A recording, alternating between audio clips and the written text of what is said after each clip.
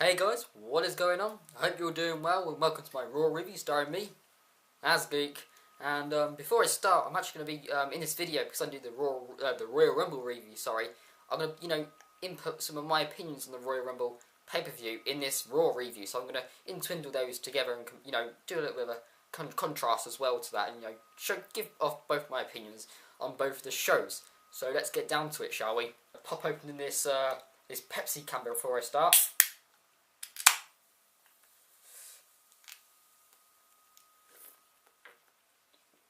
Nice. So this was the Raw Roulette show of Raw and holding Las Vegas, of course. And we actually opened the show with CM Punk, who comes down, and you can see he's really frustrated because of how he's lost at Royal Rumble. I'm glad they picked upon this fact. They actually showcase CM Punk as being frustrated because he's lost that WWE Championship. It kind of makes that WWE Championship a bit more significant. It was realistic as well. CM Punk just being really angry about it. Just not happy. I mean, if you were to lose a match and you were to lose this long title reign, you would be angry. You'd be really frustrated. You want to tear down the place. And they showcased this in the opening segment, which I was really happy about. And I think they did this very well. You haven't come down saying how how the Rocks beat him.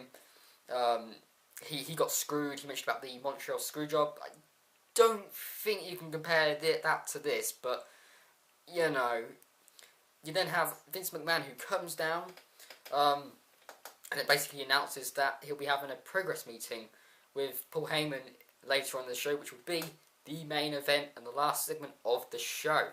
So after that, we kick off to our first match. This was Cesaro versus Orton, and the stipulation was a special guest referee, which would be no other than the Miz, which I saw coming definitely. But it makes sense. It really makes sense because you've got this Miz and Antonio Cesaro feud going on. Antonio Cesaro obviously he retained at the Royal Rumble pre-show, and I'm glad they're carrying on this feud because it's a worthy mid-carder feud going on right now. You got the Miz, who was in the main spotlight of WrestleMania 27. He was in the main event, and you got Antonio Cesaro, a newer talent who is the United States champion. And I'm glad they're showcasing these two guys together. At Royal Rumble pre-show, they put on a good match, which I was happy about, and I hope they carry on through this. Maybe a possible match at Elimination Chamber, which I'm thinking they might put them in the Elimination Chamber match itself, and then have you have them, they eliminate one another, and then you progress that into WrestleMania. A credible mid-card feud right there for the title, US title. Something which would be relevant. But anyway, over to the match. You have Randy Orton who wins. I just don't see the point in this. You have Antonio Cesaro who was distracted due to the Miz because he's the special guest referee, and then you got Randy Orton who just RKO's him. I just didn't see the point in this. I understood that they wanted to build up this feud and have this carry on with this feud with the Miz and Antonio Cesaro. I thought they could do this in a better way though, because Randy Orton's not in a feud right now. He's not really relevant at this moment compared to when Antonio Cesaro and the Miz. That's just my opinion, guys. But after that, we have this make me laugh thing. I don't know, but we have Ryback and the Primetime Players involved with this one. You have Matt Striker who tells basically one of Ryback and the Primetime Players had to make us laugh. Matt Striker was the host.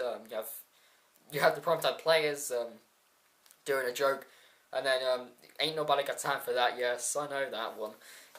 I'm not gonna lie. Sorry. And we have Ryback who tells us a joke, but he just beats down the Primetime Players. He shell shocks Matt Striker as well. But yeah, you have Darren Young, who just leaves. You got Ryback just beating Titus O'Neil, and then Darren Young just leaves, and then Matt Striker gets a shell shock with Ryback. Yeah, but after that we have a Wade Barrett who has to pick his opponent. He has to do a challenge, So he challenges Bo Dallas, who was in the Royal Rumble. And you know in the Royal Rumble that they had this like feud going on where Bo Dallas actually eliminated Wade Barrett, and then you had Wade Barrett eliminating Bo Dallas and hitting him with his finisher. You know, it obviously made sense again, which was really good. And you know, you actually have Bo Dallas who wins this. I know a lot of people saying this is like the 1-2-3 kid with Bret Hart. I understand that. I really do. And I'm happy they're bringing this like this NXT style, this rookie. You know, they're trying to build him up and put him in a relevant feud with the Intercontinental Champion Wade Barrett. I guess there's two possible sides to this though, because you have Wade Barrett, who's, I mean, he is a newer guy, someone who should be right up there in the world title scene, but obviously not at the moment. He's in the mid-carder scene. He shouldn't be at the moment, but you have Bo Dallas, this rookie, who actually beats Wade Barrett in this match. And there are two sides to it, and I understand that, you know, I know some fans would be a bit annoyed how Wade Barrett just lost to him, but then you have the others who think, you know, they actually put him in a feud now, and Bo Dallas, they're actually bringing this guy up, making it relevant. You know, you need to build new styles, and this is one way to do it. You know, it is. And to be honest, in my opinion, I kind of like this. At least you got Wade Barrett involved in a feud here, because he hasn't really been in a feud as of late. And you got Bo Dallas, this newer guy. You know, he got one over on Wade Barrett. You could make a potential star out of Bo Dallas. I'm really interested what they're going to be doing over the past few next weeks, which will showcase Bo Dallas and Wade Barrett. I'm really interested what they'll be doing with this. I know that they're doing this Intercontinental Championship tournament on main event. Hopefully Bo Dallas wins. You know, I think it's a good way to build up a star, in my opinion. It really is. But after that, we have a Cena match. Yes, I know, Cena won the Royal Rumble. Cena versus Cody Rhodes, and this didn't last 5 minutes. Didn't seem it anyway. I don't think it did. But you have Cena, who obviously wins. Couldn't care about the match, to be honest. He then cuts a promo. Basically, says he's going to be challenging. He will challenge the WWE Champion, whoever that is. Will be either the CM Punk or The Rock. Yes, I think we'll be going to get The Rock versus Cena Part 2 at WrestleMania 29. So I hope everyone who brought WrestleMania 28 will be getting a refund. And I want my refund back. Yeah, I know a lot of people don't want this to happen. To be honest, I could see this was going to happen. I'm afraid. I don't want to see it, but we're going to see it again, I'm afraid. It is annoying, I understand that. Anyway, what happened in this segment? You then have the Shield who comes down, they beat up Cena. You have Sheamus who comes down, they beat Sheamus up. Ryback comes down, they beat Ryback up. And then you've got the Shield standing tall in this. So I thought this was a nice way to bring the Shield in. They're beating all these, you're beating Cena, Sheamus and Ryback. They're top stars in the company as of late right now. And I'm happy they're making the Shield still strong. I'm not sure what direction they're going in right now.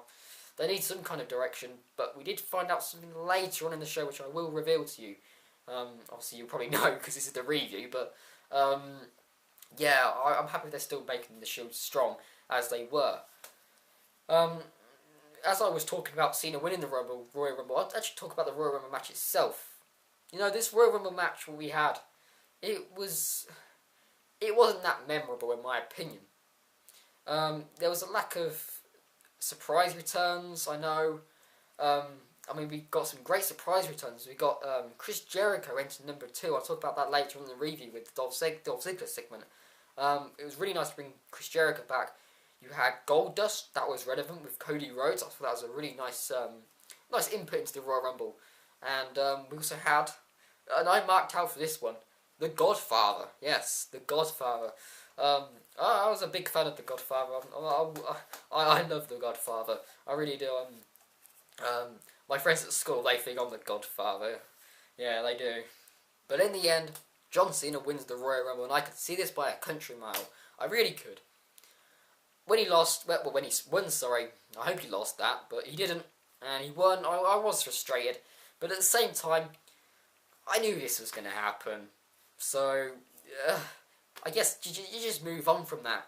You know, you're obviously going to have John Cena in the main spotlight of of WrestleMania. You know, he's going to be in the title shot either way. You know, he's been pretty much one of the main focuses in WrestleMania, since WrestleMania 21. You know, that was back in 2005, 8 years ago.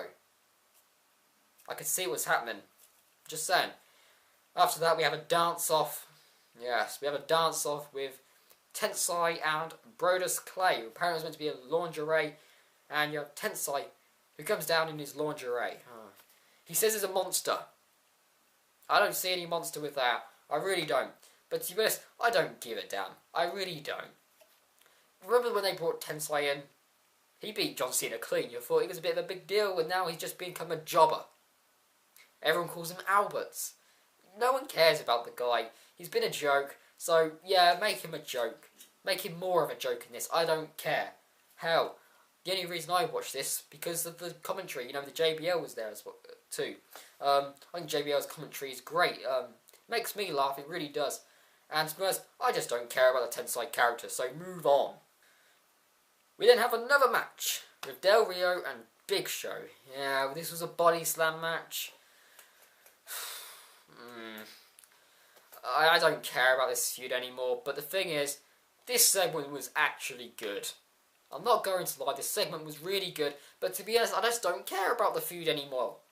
We've seen this now, we saw it on free TV on SmackDown, and we saw it at Royal Rumble, and then we're going to see it again. These are what I'm talking about with these repeat matches. I just can't stand them. I don't like them. I really do not. I mean, if you want to talk about the Royal Rumble match, it wasn't a half-bad match. It really wasn't. You had the table moments, you had the barricade, where Big Show broke into the barricade, ran into the barricade. It was a good match. The finisher of it was basically a deja vu moment with Cena and Batista with a sellotape, with duct tape. Yeah, that'd be funny if they used sellotape, but they used duct tape, and I just don't care. It wasn't even a clean victory. Whereas the one on SmackDown was a clean victory and was a better victory, so it just didn't make sense. Surely you meant to leave the bigger moments as a pay-per-view instead of a free show. I'm just saying. And this match, it was a decent segment. It was. You have Big Show who sellotapes, duct tapes Del Rio's arm to the rope. You have him doing the KO punch to Ricardo Rodriguez, and then he does the WMD. To Del Rio. So the heel actually goes over in this one, which I was happy about. But to be honest, because it's these two guys, we've seen it before, I just don't care. I just don't care. I lose interest when I see all these repeat matches. It's just my opinion. After that, we have a Divas match. And to be quite frankly honest, I did not watch this. I didn't even know who was showcased in this. I just know it was a lumberjack match. I don't know who was against each other. I couldn't give a damn, and I don't care. So we're going to move on. We finally have The Rock, who comes back. Yes, this lifted my spirit for the next hour of Raw. Comes back finally, with the WWE title in 10 years. This was a really good moment here, guys. Really good. He does his speech to the fans. He thanks the fans. How The Rock would. And then you have CM Punk, who comes down, so they're still carrying on with the storyline. And this, in my opinion, was edgy TV. This was a really, really strong segment. I mean, you had these back and forth conversations with Punk and Rock, these insults. Hell, they even swore. They were swearing. This was a really good. This felt like an Attitude Era segment. This was a really good segment, in my opinion, probably one of the best. This really was. I love this segment a lot. I mean, I'm glad CM Punk, he actually interrupted Rock's party. Because if you're CM Punk, you would be mad. You gotta be frustrated. And I'm glad they're playing on about that. I'm glad they're playing with that. And they're going to be having a match at Elimination Chamber, I believe. CM Punk versus The Rock in the rematch. So that'll be really interesting to watch. Definitely. This segment, to me, guys, was really, really strong. So after that, we have Sheamus versus Sandow. Now, I thought the Shield beat up Sheamus a few moments back, but apparently Sheamus is alright and he can go in a tables match with Damien Sandow, and guess what? He wins it. I just don't understand why Sandow could have got the win here, but we had Sheamus in the Breakfast Club who gets the victory. I didn't see that one coming, did I? After that, we have a really bad segment. We have a karaoke segment. Zack Ryder versus Carly. We have the great Carly singing Shawn Michaels' theme song. He can't sing. He didn't even know the lyrics to it. And they were on the screen, for God's sake, and he couldn't do it. This was just terrible. Really, really bad. Here, guys, it really was. Who cares about Great Khali? I just don't care in him anymore. The only reason I watched this again was because of the commentary. You know, I have JBL just laughing his way about this. It's just funny. It really is just funny to laugh at now. You know, when I see these crappy segments, I'm just going to laugh at them now. This one I laughed at. I didn't laugh with it. I laughed at it because of how bad it was. You then have 3MB who comes down. I suppose it was kind of realistic, and you could see the point of this because it's 3-man band. You know, they're the singers. But have you ever heard them sing? No, you haven't. They come down, Craig Khali and Zack Ryder beat them up, and this was just a horrible segment. Only reason I watched this because of the commentary, and I laughed at the segment. Is this a possible tag team between Craig Khali and Zack Ryder? Hell no, I do not want to see that. After that, we come to a better segment, a much better segment. That was Jericho who comes down with his return, and you know, he says about his return. I'll take you back to Royal Rumble, guys. Whew. Number 2, he entered, and you had, first of all, you have Dolph Ziggler who comes down to the ring in Royal Rumble. You know, saying he doesn't care who number 2 is, and you have the lights turn off, and Chris Jericho's break the walls down. Sorry. You know, that right there is just great TV, and it had relevance to it because you had Dolph Ziggler. You know, you have Dolph Ziggler who basically exterminates Chris Jericho's contract. You know, and Chris Jericho obviously had to leave for a bit, but it just when I watched that, it really hyped me up for the Royal Rumble match. It really did. Oh, I was up on my feet, cheering on. I really was. But anyway, go back to Raw. Chris Jericho returns, says his speech. You have Ziggler, who then comes down, obviously with AJ and Big E Langston, and you got some great talk and mic skills of Chris Jericho. You know, Big E Langston. What does the E stand for? Oh, it's great. You have Vicky who comes on the screen because you have Dolph Ziggler saying, "You're not meant to be here, Chris Jericho. You're not meant to be here. You're not even got a contract." Vicky announces that Chris Jericho has now got a contract because Vicky signed him, and you could see the relevance there with Vicky and with the Vicky being a bit jealous of Dolph Ziggler with AJ. So again, maybe they're playing on something with that. Maybe an angle here. You then find out that Jericho and Dolph Ziggler will be teaming up against Team Hell No. Team Hell No at Royal Rumble did retain their champion titles. The tag champs, they are still the tag champs. Don't really know why they're doing it. They're still the tag champs. I thought this could be a perfect moment to give it to the Rhodes Scholars, but we didn't get that. So we have Team Hell No versus Chris Jericho and Dolph Ziggler, and you know, this match wasn't long at all. You know, it was nicely worked. You know, straight to the point here. It was. And basically you have Chris Jericho, I believe he hits Kane behind the back. Kane thinks it's Dolph Ziggler. Kane chokeslams Dolph Ziggler and then gets the pin. You have Team Hell No, you know, just arguing. So you're carrying on with their angle. So hopefully we're going to be seeing a match with them at the WrestleMania, because at Royal Rumble we did see Daniel Bryan eliminating Kane, and you did see Kane actually. He actually helps Daniel Bryan when he got out of the ring, because he was holding him, wasn't he? I remember. And Kane didn't let him back in the ring, he just dropped him on the floor. So that was some nice stuff at Royal Rumble, I thought. And also you're still building up this feud with Dolph Ziggler and Chris Jericho. And I'm really happy they actually picked up on this, because you did have, you know, Dolph Ziggler having Chris Jericho being stripped off that that contract. So at least they actually they remind us of this, and they actually they kept with that, and I was really happy with that. I really was. Chris Jericho's a big name, so Dolph Ziggler can get some good some good stuff with him, really. So after that, we have the next inductee, the third inductee of the Hall of Fame, and it is no other than Trish Stratus. Really, again, the Hall of Fame is looking very strong.